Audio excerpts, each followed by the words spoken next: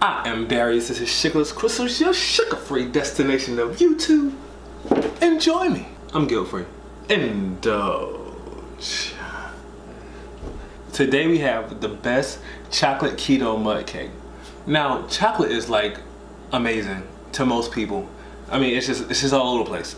Everywhere you turn, like, things are just chocolate and it's oozing and it's going and it's just like, I got to have it, like right now. I'm willing to bet like one of the first keto snacks were probably like something chocolate. I will always put I'll put some money on that. I really would. So as normal now, we have 3 different food bloggers here. 3 very different mud cakes and 3 very different ingredients. One mud cake, you know what, I'll break it down as I separate the cakes. I'm excited about this particular one because it used Lindt chocolate. I think that's how you pronounce it, Lindt? Yeah, Lindt chocolate. So I got the 90% one. This is the one they actually called for, and it only called for 1 square. The thing about this is there is sugar in here. I'm guessing because you only use 1 square inside of the actual recipe, it's all right.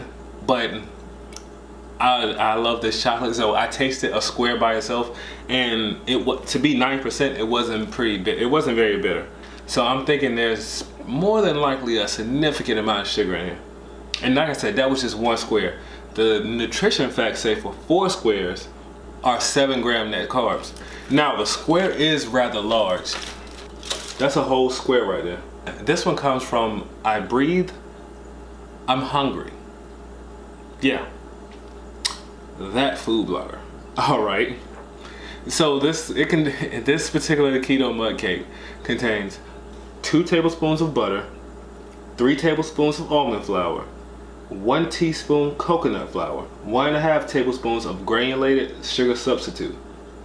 I went with monk fruit, so that's my go-to for my desserts. 1/4 teaspoon of vanilla extract, pinch of salt, 1 egg, 1 tablespoon of unsweetened cocoa powder, 1/2 teaspoon of baking powder, 1 square of the Lindt 9% chocolate, chopped up, 2 tablespoons of pecans, chopped, optional. Now I did go with the chopped pecans because this was marketed as a chocolate brownie mud cake, but anyway, yeah, they're all cold. This texture looks really, really good. Like, whoa.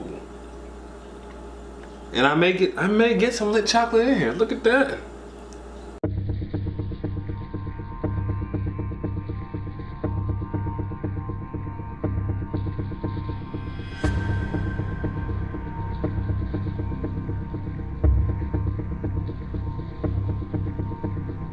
That's not bad at all. Like, has a decent chocolate flavor, and the chocolate chip squares, the chopped up chocolate squares that I put in there, I had a couple bitter pieces of those in there, so that added a little bit of contrast to the chocolate, the regular that added a little bit of contrast to the regular cocoa powder to have that bitter chocolate coming through. I think it works very well. The pecans, they added texture. Were they really needed? I don't really think so. They added a nice texture. I think possibly maybe like some caramel sauce or some chocolate sauce. That one would definitely be a winner. The texture was really good. The texture is probably what stood out the most to me with that one. This mud cake is 230 calories, 23 grams of fat, 3 grams net carbs, and 6 gram protein. I'm gonna save this middle one for last. All right, so I'm gonna go with this one over here. This is from, who the heck is this from? This one comes with seasoned with sassy. That is a name. All right. Now this one is straight coconut flour. And this is the only one that, like traditional cakes, like it separated the dry and the wet and then brought them together. These other 2, like you just tossed everything into the one bowl. I can't say that really makes a difference for sure. I'm not too positive. I'm not too sure on that. This one was 1.5 tablespoons of coconut flour, a half a teaspoon of baking powder, 1 3/4 tablespoon of unsweetened cocoa powder. 3/4. Come on, man. Like, you really trying to make it hard for me? All right. 2 tablespoons of unsalted butter, 1 1/2 tablespoon of low carb sweetener of choice.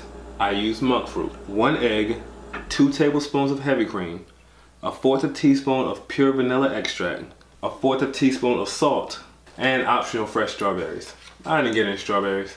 Like I said, they're all cold, so the consistency should be, for this to be coconut flour, this looks alright. Like, it doesn't look dry.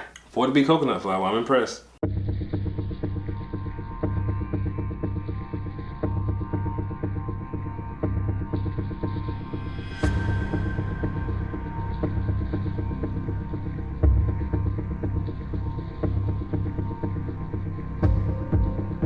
This one has some strong potential. Like, now that one wasn't, the first one wasn't sweet either, but this one, with the combination of the texture and it being coconut flour, like, I think if they had more sweetener to it, it would be like a star. Like, because the chocolate flavor is nice and mild. Like, you get kind of a milk chocolate to it. Well, not, yeah, you do. I guess with the heavy cream, you get kind of a milk chocolate flavor with it. Like, it's not a strong chocolate at all. Like, it's, if you don't like dark chocolate, you don't have to worry about it with that one. The first one, yeah, definitely, because there is dark chocolate in it. You're gonna get the bitterness. But this one, you don't get the bitter with it. I'm feeling that one, because, you know, I try not to do too much. I try not to do too much almond flour. Like, it's just not really. It doesn't really sit right with me, I guess you could say. That one, I like that. I really did. Okay, and the last one here comes from Rude Me. 1 large egg, 2 tablespoons of salted butter, 2 tablespoons of almond flour, 2 tablespoons of unsweetened cocoa powder, 1 1/2 tablespoons of erythritol or Splenda, which I don't know why that they shouldn't have recommended that, but that's a whole nother subject. But Splenda isn't really recommended. Like, I wouldn't recommend Splenda at all, due to the maltodextrin in it. But I use erythritol. 2 teaspoons of coconut flour, 1/4 teaspoon of vanilla extract, and 1/2 teaspoon of baking powder. Because it's sweetened with erythritol, I'm not expecting this one to be very sweet at all.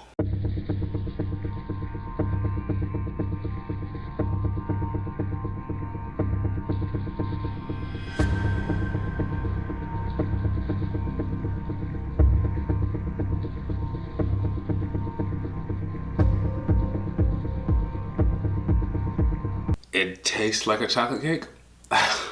I'm really sitting here in my head and trying to figure out which one was the best out of the 3. Because, wow, I don't have anything to say bad about any of them. They all had great textures. I would want all of them to be like a little sweeter. I want to say the first one was probably the most inconvenient. Like, it doesn't need the pecans, and the Lindt chocolate, like, to buy that whole bar, I don't think that's really necessary. This one, the second one, if that one was sweeter, it probably would have been the winner. Simply because I tried to cut back on almond flour myself. For me, that one would have been a winner. But this middle one, like, it's just as good. And this one didn't have the heavy cream and stuff in there, but it still provided, like, the milk chocolate flavor. Now, for those wondering, I use Dutch processed cocoa powder. I use this one by New Naturals. I put this in my coffee every single time I drink it. Not every single day, because I don't drink it every day.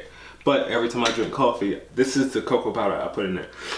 And I didn't have any Hershey's, so sadly I had to use my expensive cocoa powder for these test recipes.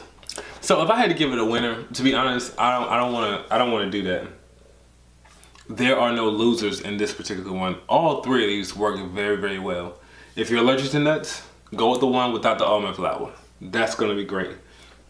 What I would say is add maybe like 1/2 teaspoon of stevia to each of these. Because erythritol and stevia put together, or monk fruit and stevia put together, that brings the sweetness that you're looking for, and these all lacked. Now, if you would like it not to be so sweet, then just leave it the way it is. Because this one, the first one was bitter. It wasn't like super bitter, but it had those bitter notes in it from the chocolate. But the other two, they were very, very mild sweet. See, the thing is, chocolate's such a strong flavor. You have to add extra sweetener in there to really cause an impact. The tablespoon of granulated sweetener was fine for all of them, but you still needed that extra impact, that extra power that stevia brings. When it comes to baked goods, anyway, from my experience. But this one, I wouldn't make this one again because it required me to go buy extra product. You know what I'm saying? Like, the Lindt chocolate is good. I mean, it's great. But now I have this whole bar and there's nothing to do with it. Unless I just want, and every 4 squares it's like, oh, I said earlier, it's 7 grams net carbs for every 4 squares. And they're 2.5 servings per bar. I just wouldn't, I wouldn't get that one. Like, the extra product isn't necessary. But these two, I had all the stuff sitting in the household for these. Like I said, the second one, it's probably the one I go with. Yeah, I like this texture. And it probably had a lot to do with the dairy. It really did. If you guys enjoyed this video, give it a thumbs up. And if there are any other verses you want me to do, hit me in the comment section and I'll make that happen for you. I am Darius. This is Sugarless Crystals, your sugar-free destination of YouTube. And I'm not a chef. Oh no. I'm an entertainer. Bye.